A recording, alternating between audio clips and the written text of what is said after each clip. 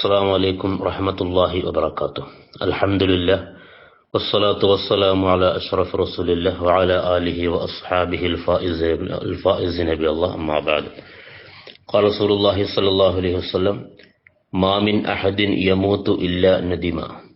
قيل: وما ندامته يا رسول الله؟ قال: إن كان محسنا ندم ألا يكون ازداد إحسانا، وإن كان مسيئا ندم ألا يكون رجع عن الذنوب.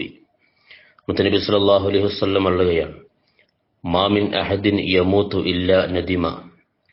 മരിക്കുന്ന ഒരു മനുഷ്യനും തന്നെയില്ല അവർ ഖേദിച്ചിട്ടല്ലാതെ. മരിച്ചവരൊക്കെ ഖേദിക്കും.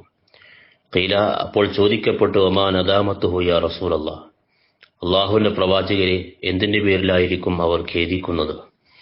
ഖാൽ, അപ്പോൾ നബി സല്ലല്ലാഹു അലൈഹി വസല്ലം പറഞ്ഞു: ഇൻ കാന മുഹ്സിനൻ നദിമ അല്ലാ യകൂന ഇസ്ദാദ ഇഹ്സാനൻ.